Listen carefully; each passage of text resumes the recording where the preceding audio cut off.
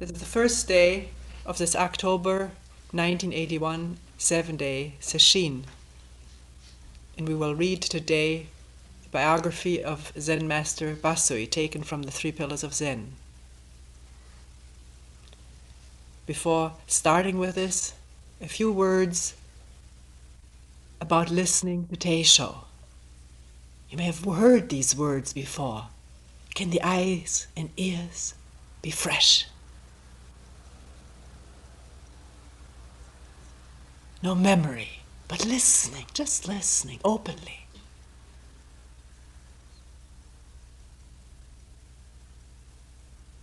Not comparing, thinking back on what one has heard before. Then you're not listening.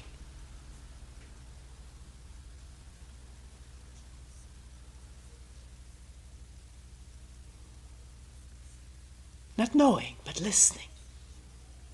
Not just to the words that are read or spoken, but can one see in oneself the meaning of these words? In oneself. Not in one's brain, in one's interpreting intellect, but directly. As long as this doesn't take place, words are just mere words, and we can have thousands and millions of them and not get any wiser, any clearer. But what does it mean directly? Can I see it? I must see it.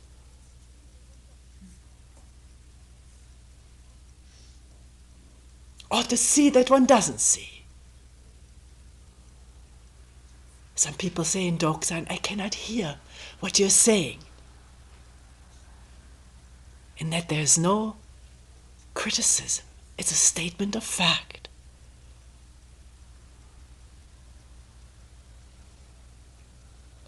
And maybe at one point all of a sudden one can hear.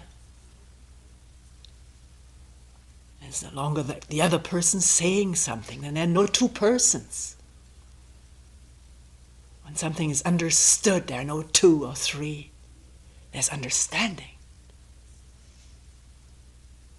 which totally transcends personality.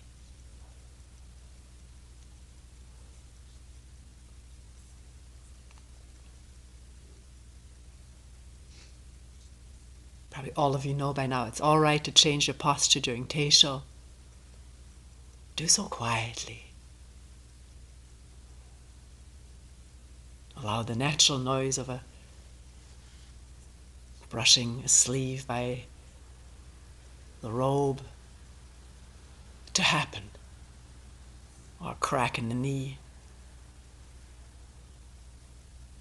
As was said in the opening talk, it's the extra which is trying to eke out an existence of me.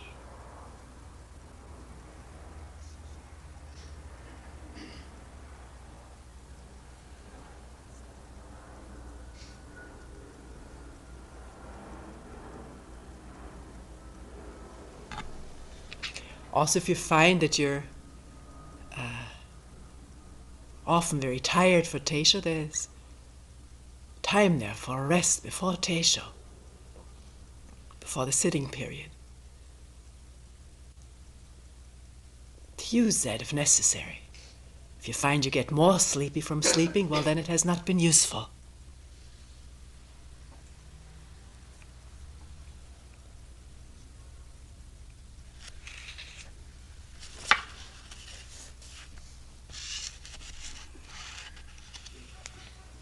We're reading the editor's introduction.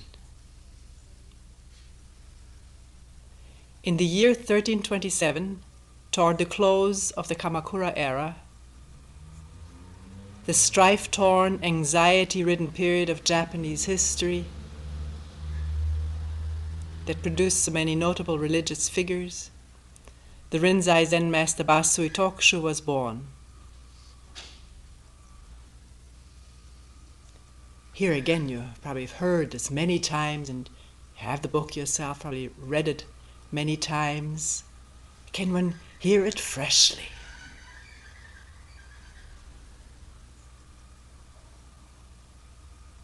Of course you can, because you yourself are not the same.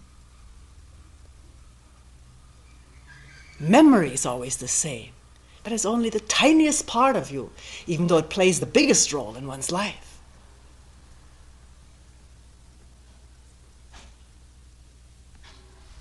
If it is allowed to rule one, memory and all that comes from memory.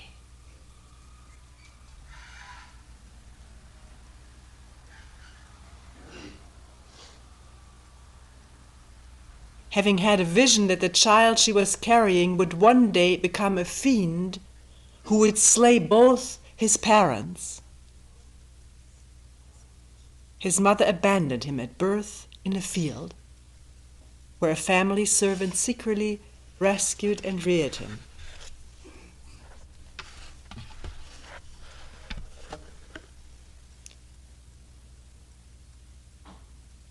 It's actually a very frequent theme in the life of great figures and mostly legendary figures, very often. There was this dream that the child would abandon the parents, kill the parents, kill the father. So the child was abandoned.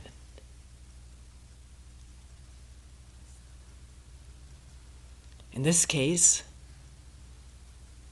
parents probably took the dream literal. Later on it says he was a samurai.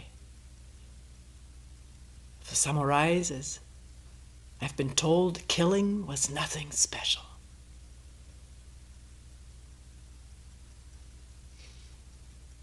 One person used to come to the center. In years gone by, he had achieved quite a rank in karate and was not only interested in the physical part of it, but in the history of karate. He said that some of these things that they have, chains or whatever, these implements were there to counter a samurai who would just happen to come through the field and chop off heads of farmers to practice.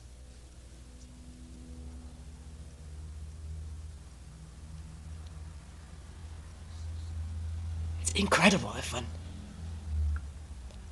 realizes to what extent identity with a caste, a class, can lead to total blindness toward other human beings. One doesn't see them. They only exist for use or for no use.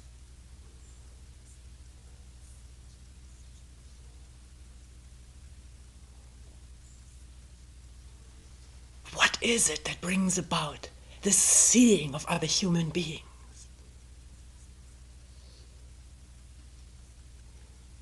As they are oneself.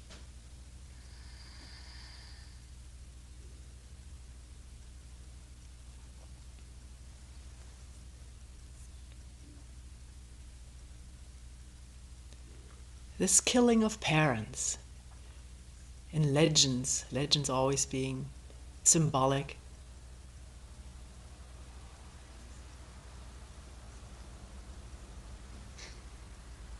of human behavior. What does it mean, killing one's parents?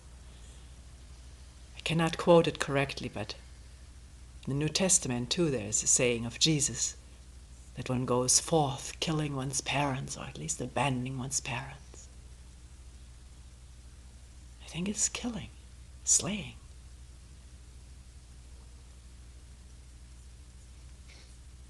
What does it mean? What do parents stand for symbolically?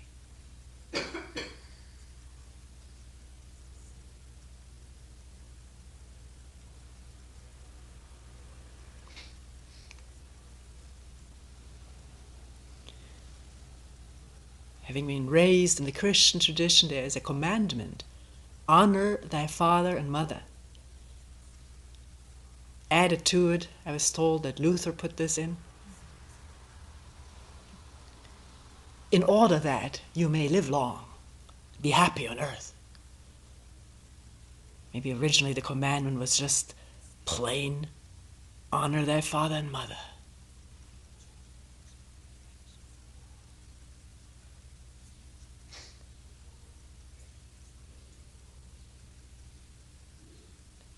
Who is one's father and mother?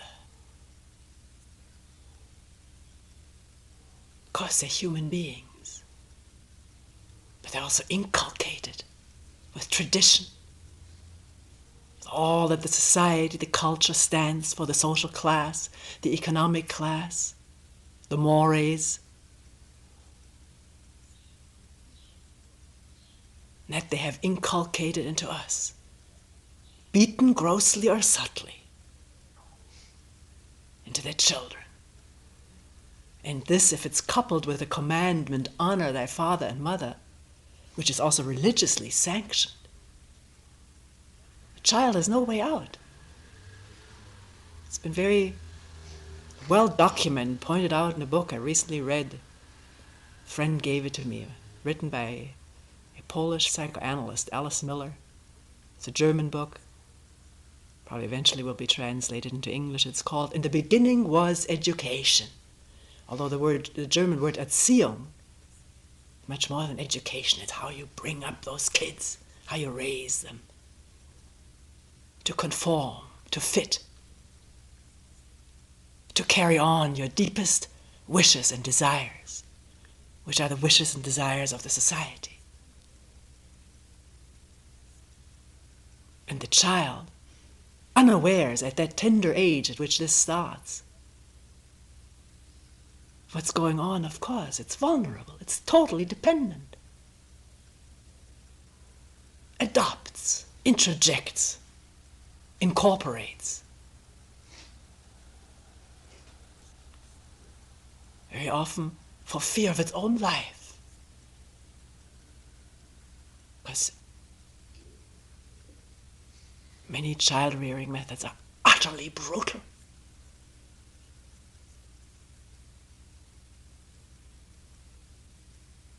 So either one carries on with what one has learned, honoring one's father and mother, or there may be a spark of rebellion left in one, so one joins a rebellious group, a revolutionary group. So one adopts a new father and mother who one can follow, who are right, to whom one gives one's life. I read in the same book an interesting statistic that in Germany 60% of the terrorists are children of ministers, church ministers. The other 40% doesn't mention. Some of them very likely became ministers themselves.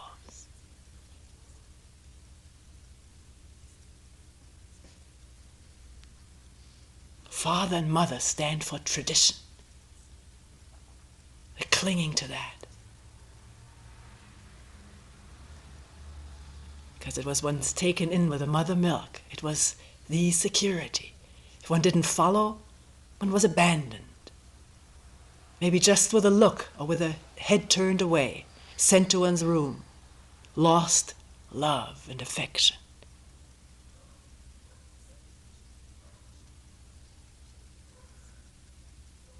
And this whole process, unconscious in the parents, the grandparents, as far back as you go, and unconscious in the child, as he or she grows up and passes it on to the children.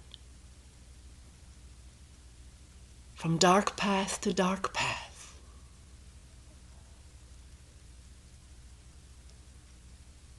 There's this incredible opportunity having children.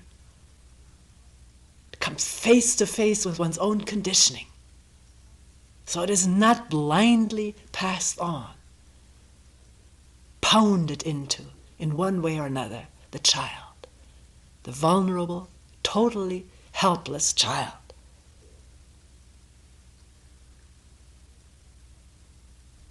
What is this making conscious, this coming into consciousness, into awareness? This is energy, this is work. This is facing the fear of looking at the tradition.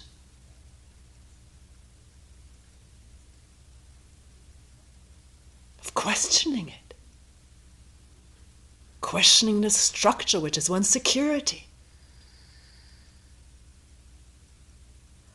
Recently, with some of the changes that have happened here, which have not been deliberate, they've flown naturally out of a way of working with people. So many people have mentioned to me in Doksan and otherwise the fear that has come up of losing something. The realization how much one has grabbed onto something.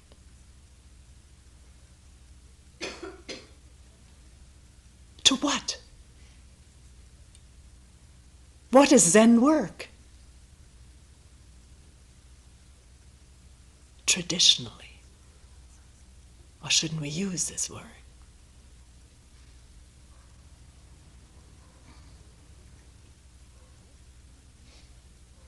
The mind abiding nowhere, nesting nowhere, clinging nowhere.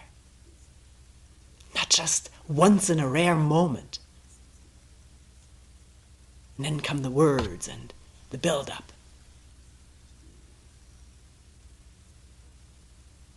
Nowhere.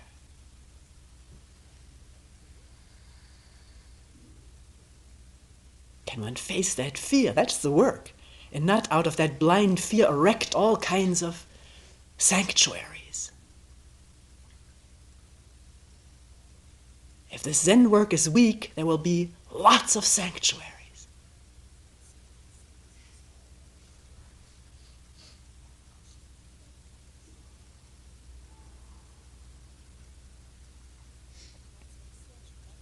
Let's continue with the biography.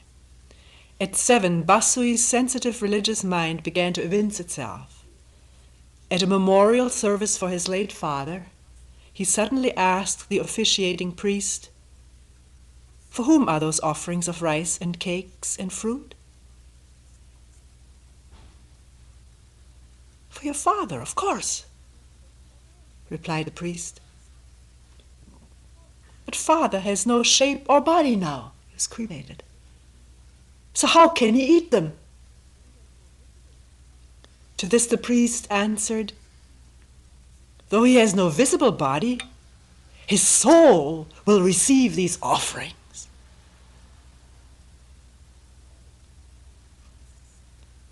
And Basui, "If there is such a thing as a soul," the child pressed on, "I must have one in my body. What is it like?"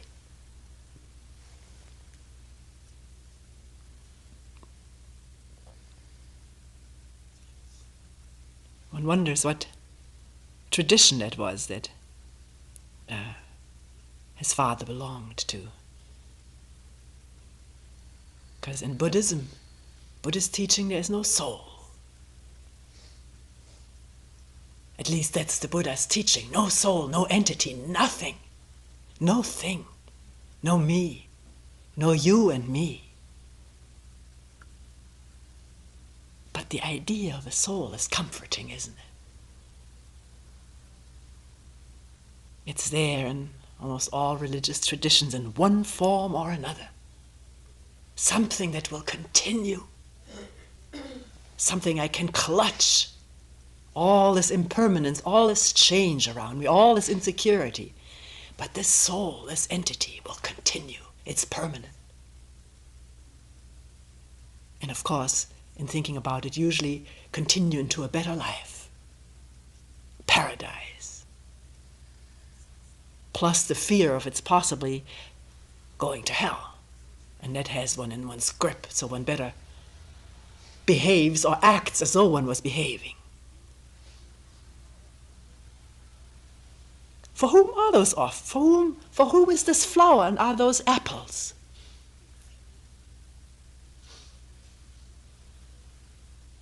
For whom? Does one ever ask? People who come to workshops sometimes ask. They know. I remember once being in charge of the zendo during an open house, and the minister of one of the neighboring churches came and was led to the altar, and there was this beautiful cauliflower there, and another flower. He asked, "For whom are those? For who are you putting those out?" And I felt stuck for an answer for a moment. And then, of course, Buddha stands for yourself, or your true self.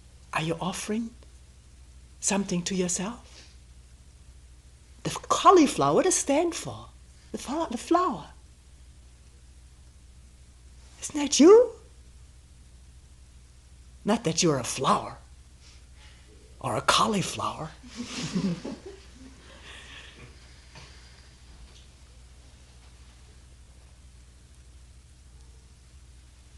Always something for something, for something. The Buddha supposedly one time held up a flower, twirled it, instead of giving an elaborate sermon, which everybody expected. Held up a flower, maybe a dandelion.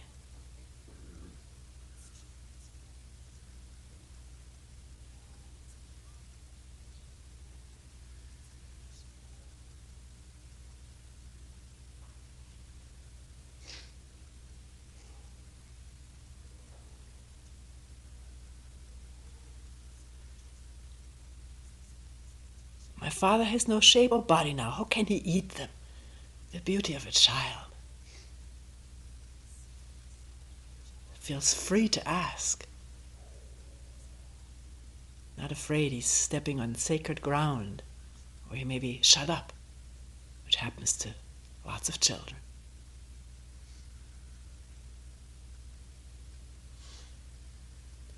Of course, this priest always has an answer, which is no help for the child, although it didn't affect Basui. He kept on asking anyways. Himself. No use asking this priest. He didn't verbalize all that. What is the soul like? All right, so I have one. What is it like? And that no one can answer for you. You can ask an answer, get an answer, and then shelve the whole question. One more answer to be shelved.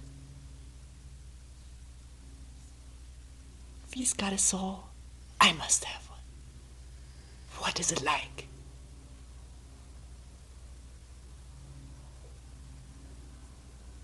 I'm not satisfied with being told I have one. That doesn't do me any good. I have the Buddha nature. We have the true nature. What does it mean? But it can quickly become a comfort, a comforting thought.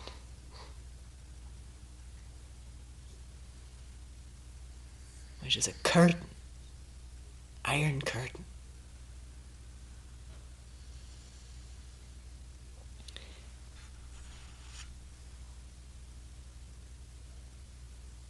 Not to believe what anybody says, but find out for oneself.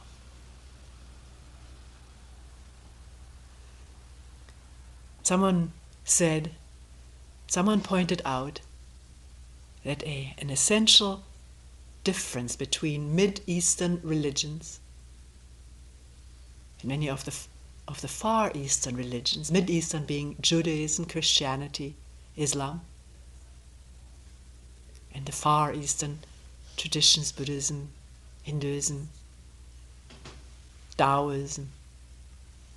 One essential difference is that the Mid-East stresses belief, faith. You gotta believe in God and everything is all right. You gotta believe in Jesus, believe in Allah. He'll take care of everything.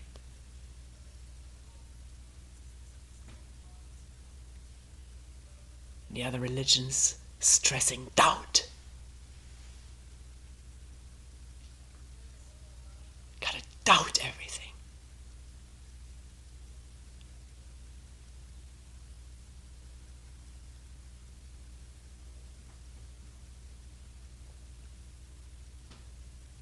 Don't you see the difference it makes in oneself, whether one believes or one doubts? You may hear something, but you need to verify it.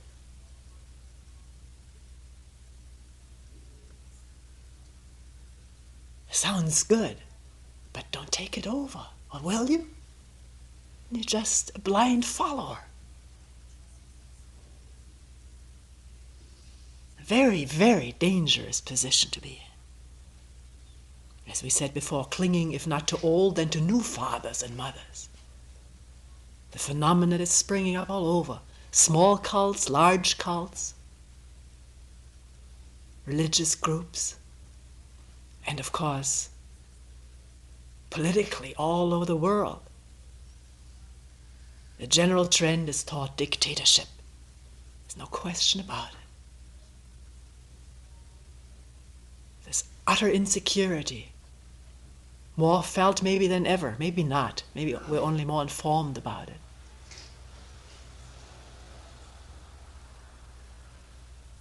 The bombs, the weapons, the antagonisms, the economic situation, energy shortage, famines. Where is one's hiding place? Or is there any? Does one need any? Or does one need to question, what's the cause of all this?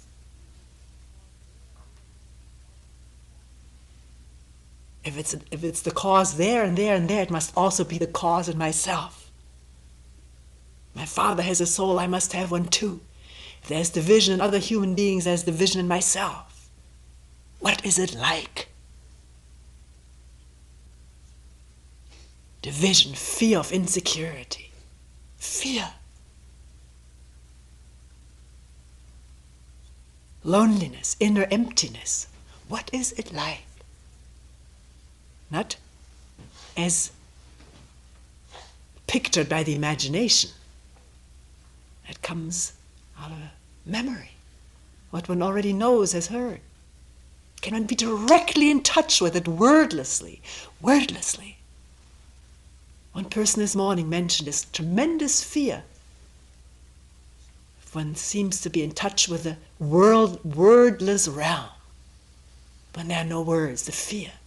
Because words are our security. The Dharma, the Buddha, Zen, Buddhism, whatever.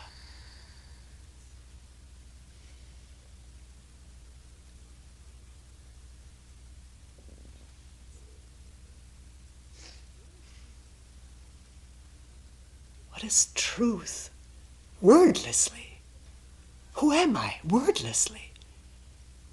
Broken through the thin ice of words. Not taking one's refuge in words.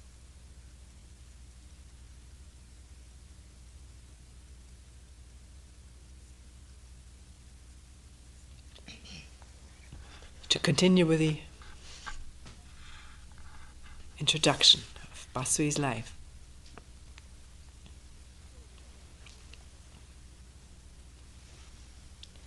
To be sure, these are not unusual questions from a thoughtful, sensitive child of 7.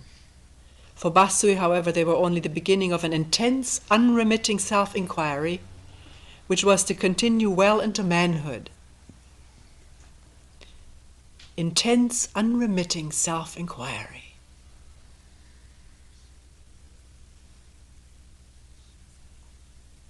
Does this intensity burn within oneself?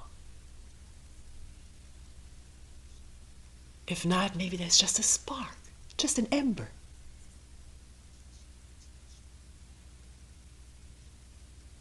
Without that, you probably wouldn't be here.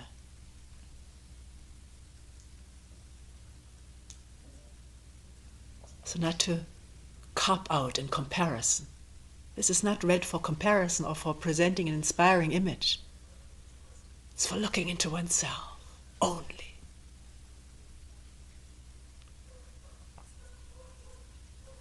Until in fact he had achieved full enlightenment.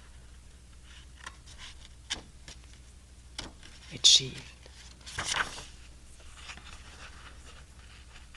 Buddha said, I attained Nothing. This is why it's called full enlightenment. Even during his play with other children, he was never free of these uncertainties as to the existence of a soul. Never free of them. We want to be free of all uncertainties. They bother us. They affect us. They feel uneasy, to say the least.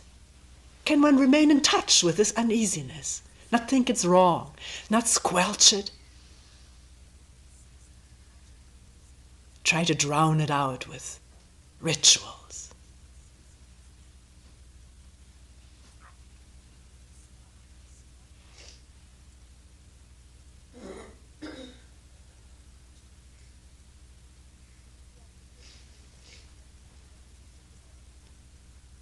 His preoccupation with the soul naturally led him to think about hell. In an agony of fear, he would exclaim, "How awful to be consumed by the flames of hell."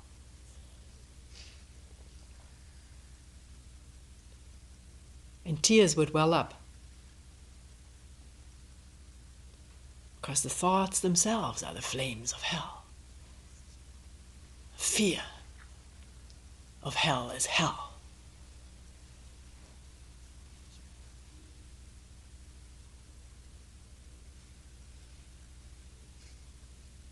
Is there any hell? Is there any paradise?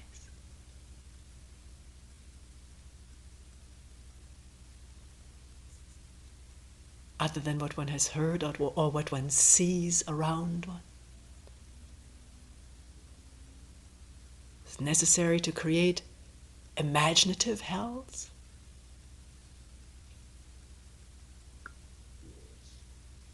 Or is that another escape from facing the actual hell? Of fear, of being nobody special. Nobody special. No name. Nothing. But really, not a new image of being nobody, like this Beatles song, "I'm a little nowhere man, sitting in his nowhere land, doing always his nowhere thing for nobody." It's beautiful, but a lot of imagery in that. Yeah, that's how I want to be. It sounds great.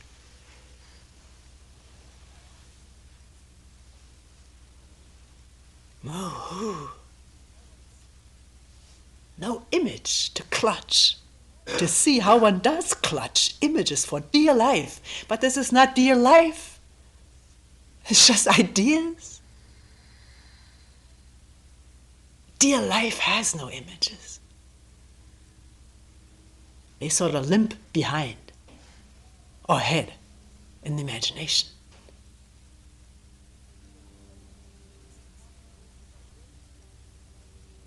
When he was 10, he relates, he was often awakened by brilliant flashes of light which filled his room, followed by an all-enveloping darkness.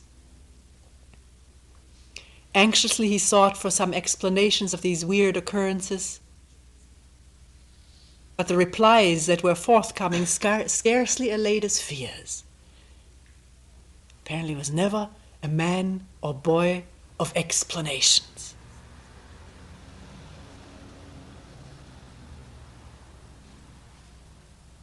One must be very attentive to detect how one is subject to explanations, given and taken.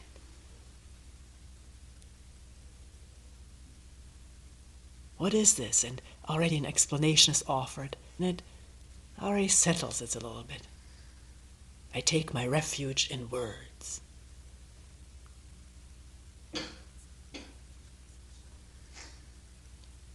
A question is no refuge.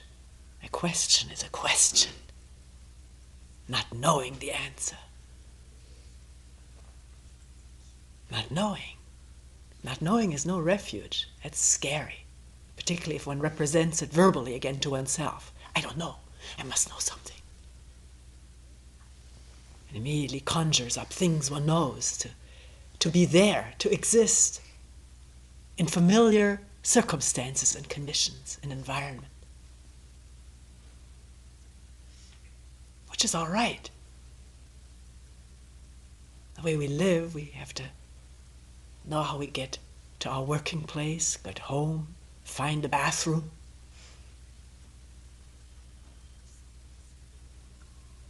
Not in this questioning and this sheen. Don't take your refuge in what you know. Strip it. How is it when the tree withers and the leaves all fall? Not held on to, dangerous if kept.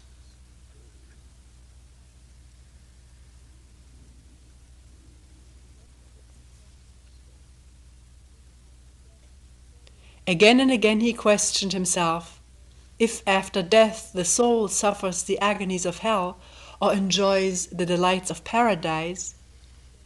What is the nature of the soul? But if there's no soul, what is it within me which this very moment is seeing and hearing?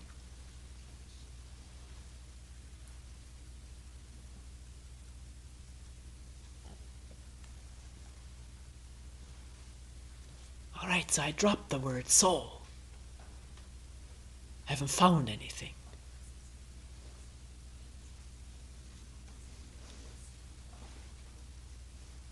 Moment, maybe I will not be concerned about my future life. Concern about the future life is a total distraction and escape and evasion of this instant.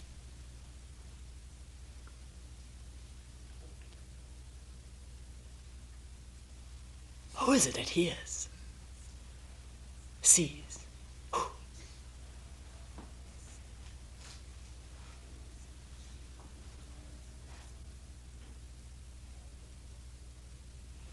Basu says, who is it? What is it within me? Still this idea, something within me. Of course, language is already dualistic. Very difficult to talk about what is non-dual with dualistic language. What is it within me? Still something in me there? A little man, a little woman, a little something that hears and sees? Who? Who's hearing?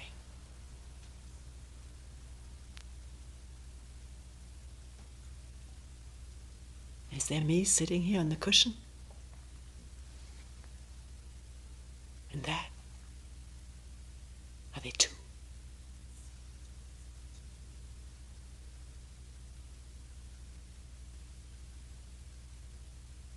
Who's hearing? Oh, what is moo? Not knowing. The me is the knowing. Moo is not me. Moo is not knowing. Who is not knowing.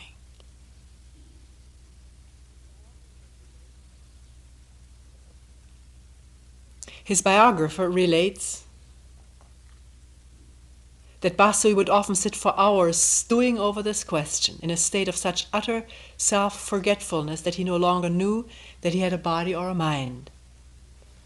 On one such occasion, at what age we're not told, Basu suddenly directly realized that the substratum of all things is a viable emptiness, and that there is in essence nothing which can be called a soul, a body or a mind.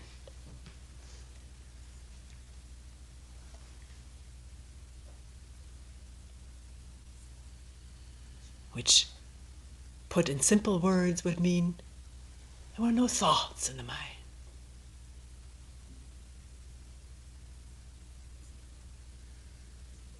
Thinking was absent, was quiet.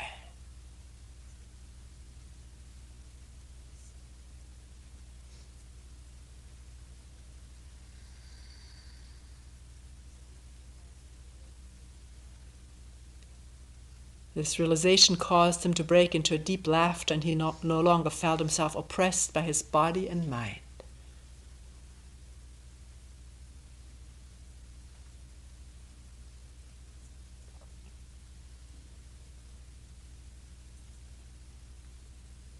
The oppression of body and mind is always the thought about it. The body may feel very oppressive at times, pain. But if there's no resistance to it, no diagnosis, no word to describe it, and therefore no reaction to it as being good or bad, then it's just that. no one to be oppressed. One is just that. There's just that. What is it? Question it. Who? Who? Really not knowing, because you don't. You have words only, and explanations, and memories, and past experiences. But they're not this. What is this? I don't know. Who? Who?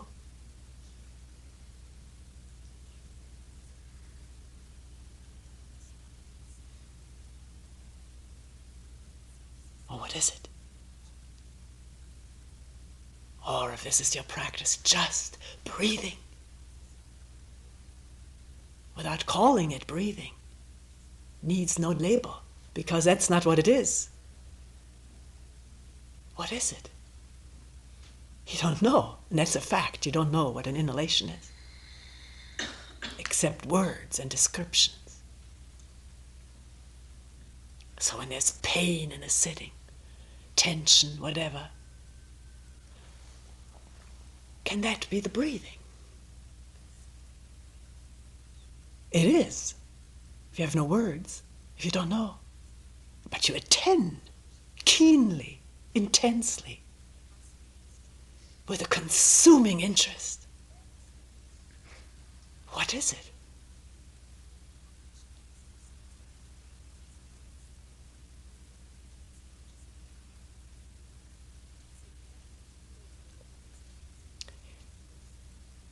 In an effort to learn whether this constituted true awakening, Basui questioned a number of well-known monks, but none could give him a satisfying answer. At any rate, he told himself, I no longer have any doubts about the truth of the Dharma. We have no elaboration here about what he meant by this. He had seen something very clearly. There's no division. There is no division. But how clearly had he really seen it? Or was it already a memory faded away? And now thoughts come up. Words, truth, Dharma.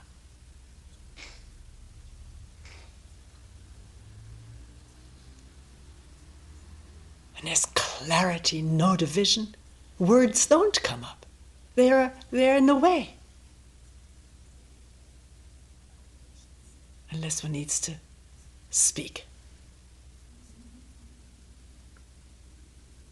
One uses too many words.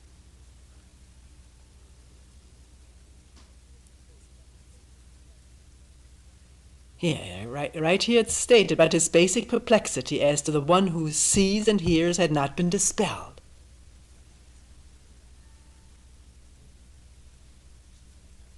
So there were doubts left. Perplexity is the same thing.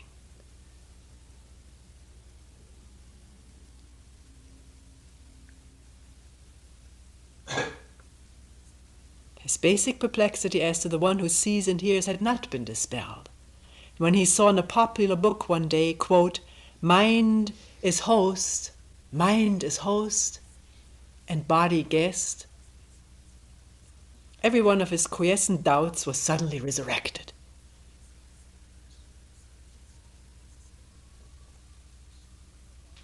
Then you can tell yourself over and over, I have no more doubt about the truth of the Dharma, but the doubts are there.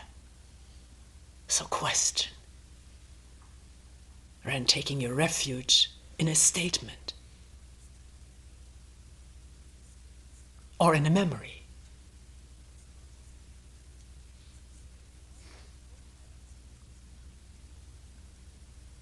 Mind is host and body guest. I think it's used in the Diamond Sutra, if I'm correct, and Suyun uses it often. Mind is host. The host here being that which is always there. At least one never can fathom a hotel being closed. One is quite annoyed if a hotel closes up. This host never goes on vacation.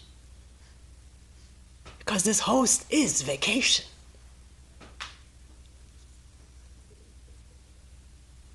Ever there, ever nourishing.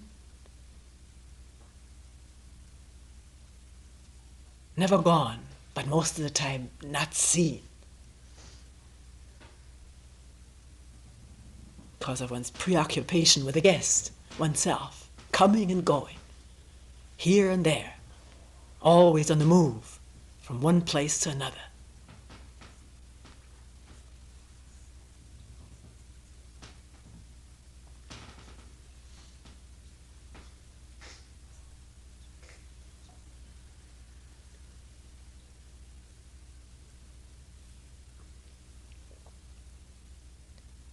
See how he worked with this. He found something, mind as host and body guest. And it fanned the flames of inquiry again. What does it mean? There's already a ring of truth in that. Are there two? What is this mind which is host?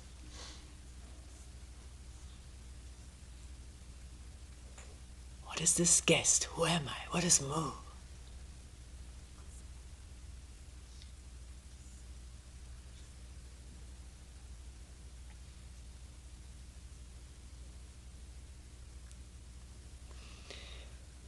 Quote, Basui speaking, I have seen that the foundation of the universe is voidness.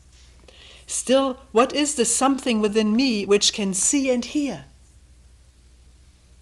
See how it's formulated. I have seen that the foundation of the universe is voidness. Who's that I that has seen that? Is there an I that sees?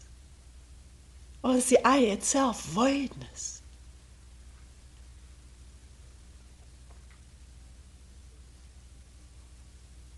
But he's not satisfied with words. He does not delude himself into anything, into believing anything. There's any uncertainty, that's the fuel. Any insecurity, any fear, that's the fuel to question. And not to get rid of it, but that is the question. It's right there. Not to try to drown it out. The Mu is the uncertainty, the Who is the insecurity. Mu and Who and what is it is the fear, and so is the breathing. Don't separate it, it's inseparable. Except if you think, that shouldn't be. That's horrible stuff about me, and this is my Zen practice. Over here, I gotta keep it pure.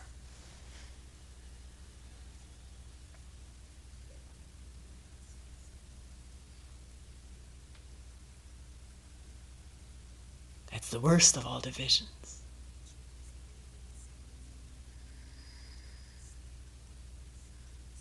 Maybe one shouldn't compare.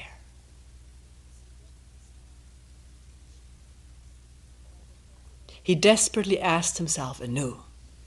In spite of every effort, he could not rid himself of this obsessive doubt.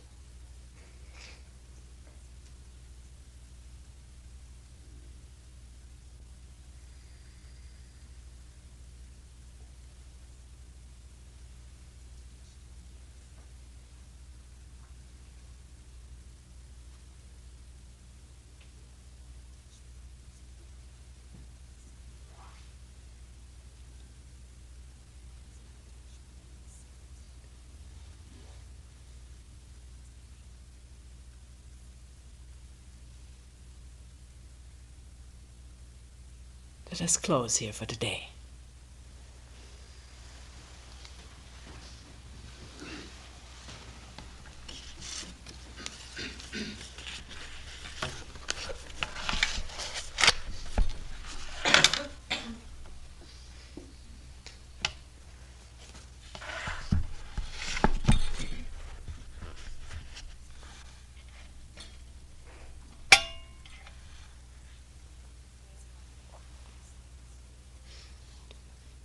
The four vows. All beings without number, I vow to liberate endless blind passion. I vow to uproot Dharma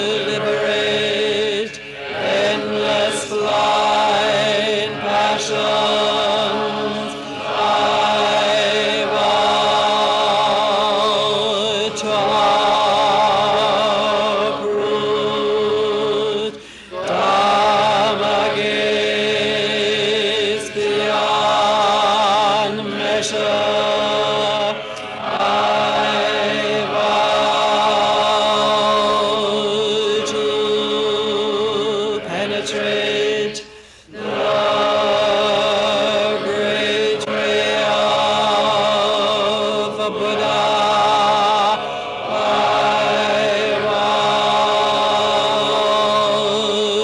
want to attain all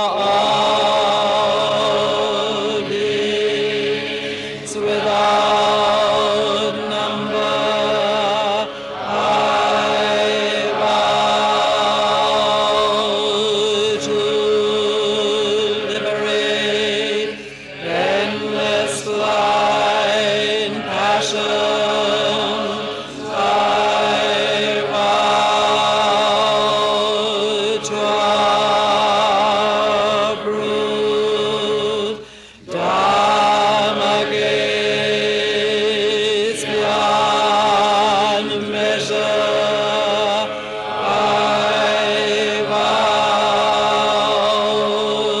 to penetrate